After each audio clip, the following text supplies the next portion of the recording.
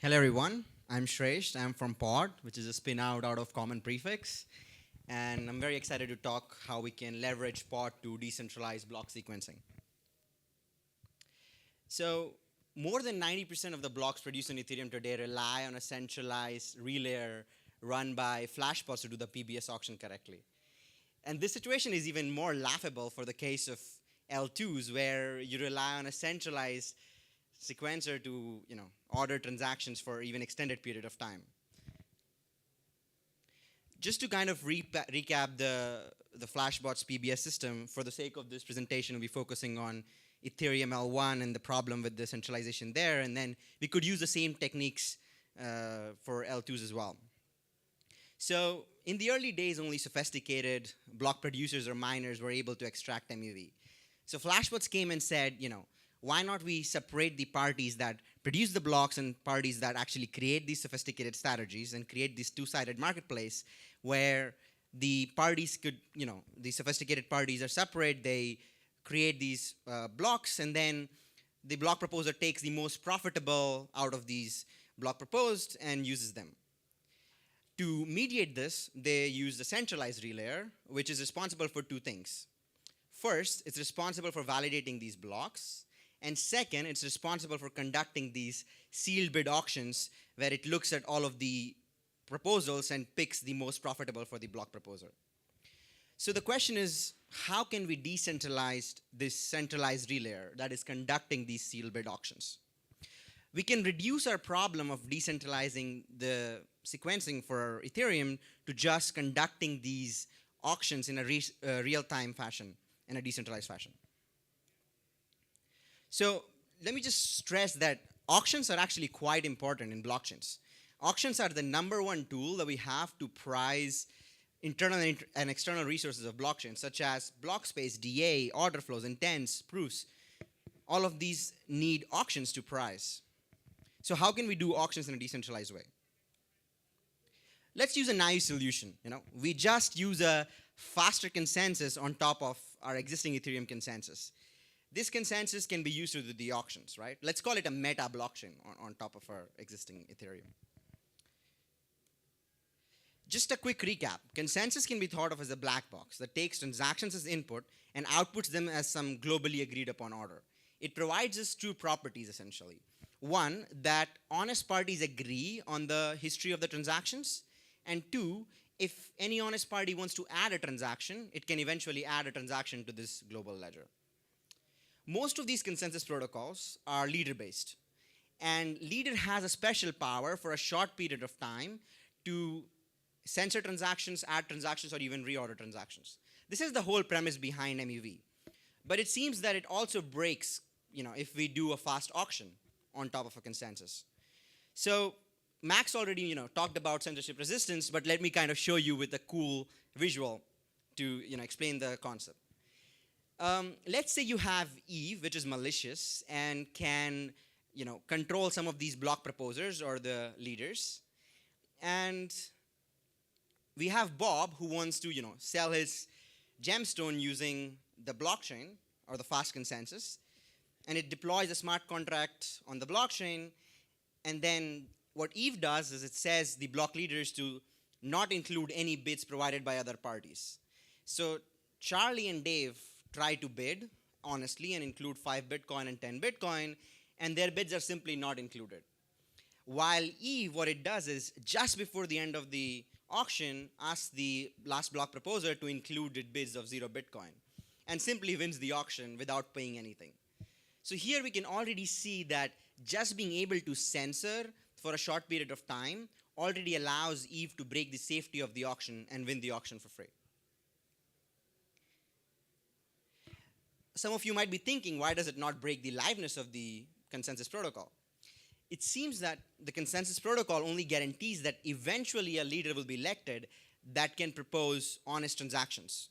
But if the period of the auction is shorter than the liveness guarantee that the blockchain provides or the consensus protocol provides, then this leader might not even get elected. And this is even worse for L2s, which have forced inclusion, right? So you use forced inclusion to use an L1, but this might take 24 hours. So you cannot do auctions which are like longer than 24 hours for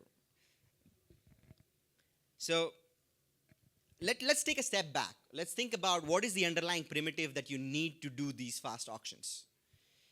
Auctions can be thought of as two-step process. Step one, a system tries to collect bids from certain parties until a deadline. And step two, it looks at the set of bids collected so far and then calculates the result based on the set. To conduct an auction in a decentralized fashion, we actually do not need to compute the result of the auction decentralized. Any interested party can simply query the set of bids and calculate the result locally. So the question really boils down to how can we get this set of bids in a decentralized fashion? Some of you might already be thinking about how we can do seal bid auction or how can we add privacy to these things. And essentially you could either encrypt the bids using the public key of the TE or use some kind of threshold encryption scheme. But for the sake of this presentation, we will only bother about the first part, which is how do we get the set of bids, and the second part, which also involves privacy. I'm happy to tell you more about it, and it's composable with the techniques I'm going to discuss today. Okay, so getting back to the set of bids, right? So we have reduced our problem of conducting decentralized auctions to just getting a set of bids. A key thing to notice here is the ordering within this set does not matter. So let's take, for example, a first prize auction. Irrespective of the order, Charlie will always be the winner and pay 15 Bitcoin. So this again brings up to the point that consensus is actually quite a stupid answer to doing such an auction, because the key thing that consensus provides is ordering, and you actually do not need ordering to do this. And on top of that, consensus protocols are usually slow. They require several round trips of communication between all the validators to order these things, and we don't need this. So allow me to present a much simpler protocol, pod, which we can use to do fast auctions. So similar to consensus protocols, we have a set of validators, and you have 2/3 honesty among them. And then you have clients which are trying to write to the pod protocol and clients which are trying to read to the pod protocol.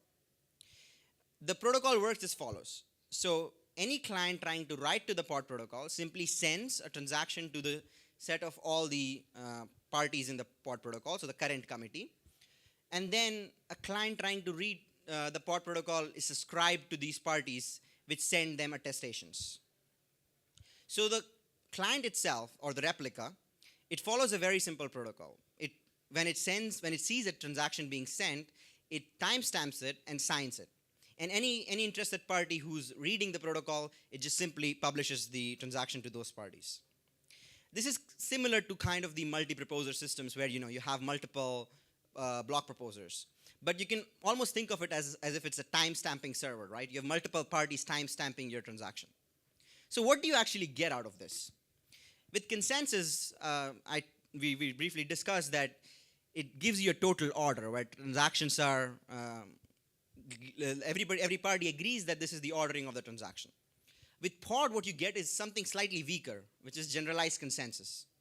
In generalized consensus, we don't agree on the order, so parties might have different ordering, but what they have is every transaction has 3 timestamps associated to it: min timestamp, max, and confirmed.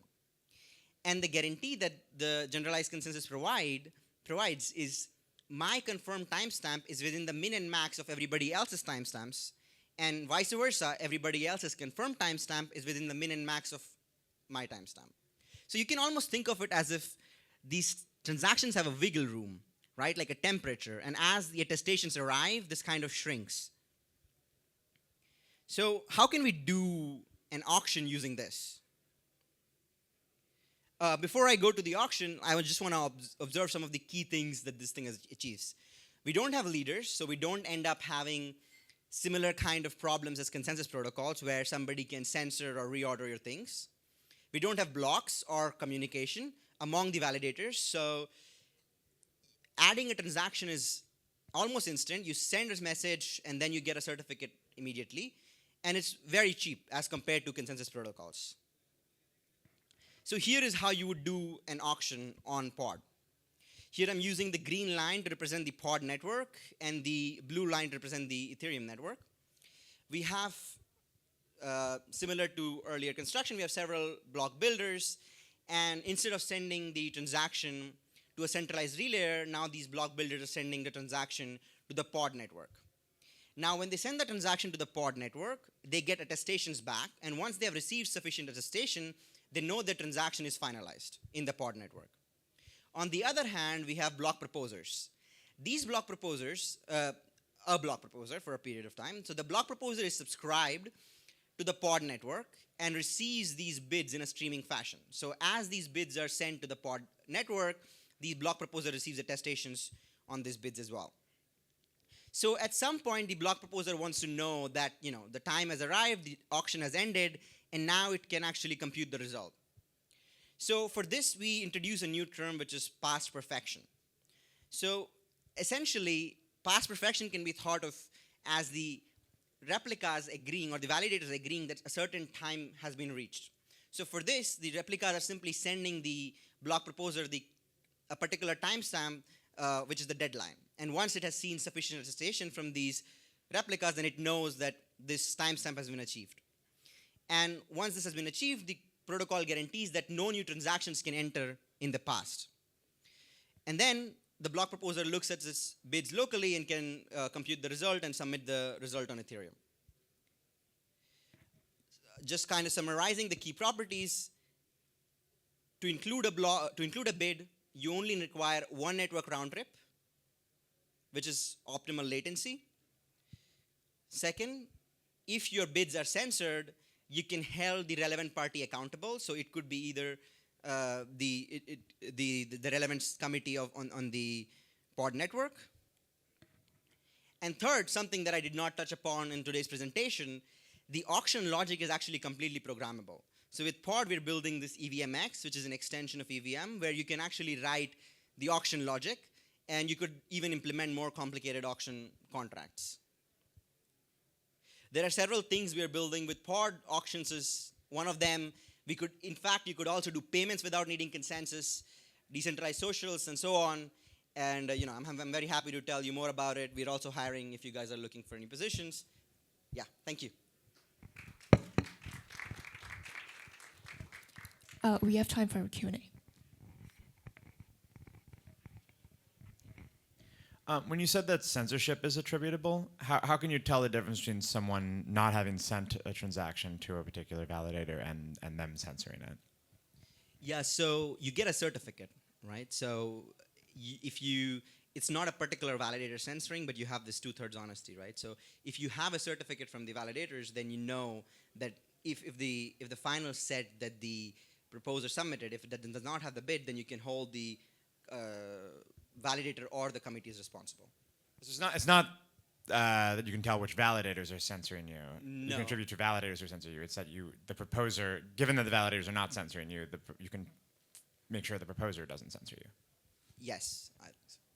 And then, yeah, I'm not sure how do you make sure someone doesn't have a lot more time actually in order to basically submit to. So, sorry, first of all, is it like 2/3? Is a certificate you need 2/3 of validators? Yes. So like, might it be possible for if you have one dishonest validator, for that dishonest validator to backdate their signing a transaction in order to decide whether it gets included or not? So like a last look attack? Yeah.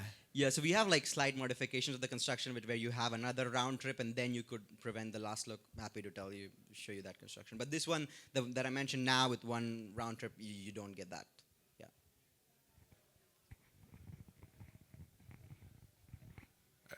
So you presented the motivating example of Eve bribing the relayer. So instead of one relayer, you now have n relayers. So does this like increase the user's cost by a multiple of n, or like basically because when there's one sequencer, they have like a long-term incentive not to do something bad, right? Like because it's a repeated game. Whereas if it's n sequencers, it's like you're diluting the effect of bribing or like accepting a bribe. So like you're just like making the bribe 10 or multiplied by n. I mean, you anyways have some kind of like committee that is using the consensus, right? That you need 2/3 honesty. So you just Sure, but as in like we have like a repeated game honesty assumption with the relayer. Like as in how do you square up your honesty assumptions? Like you're saying 2/3 honesty, but this 2/3 honesty committee is doing something like highly specialized. Why do we believe that honesty assumption is better than the repeated honesty assumption of the sequencer? I mean, if you trust the centralized AWS server, you could do that. Then it's definitely better, right? That then you don't have any problem, right? It's a different assumption, I guess. Okay, but like because like I guess you maybe reference Max and he has this like by adding n proposers you just like increase the cost of censorship by n, Yeah. but potentially you also increase the user cost by n. Like how are you guys thinking about increasing user costs? And I mean, at the end, your message is sent to the like consensus protocol, right? So this, I mean, in this protocol, I mean, you're just sending a message to n. I mean, it does increase the cost by n, but the validators themselves are doing very light computation, right? They just timestamp it and attest it. Yeah. okay.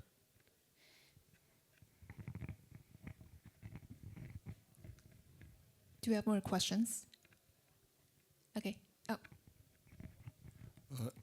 How much added latency do you see by running this? Because if the latency is too large, like the proposer and the builder, they might not be incentivized to use such a network.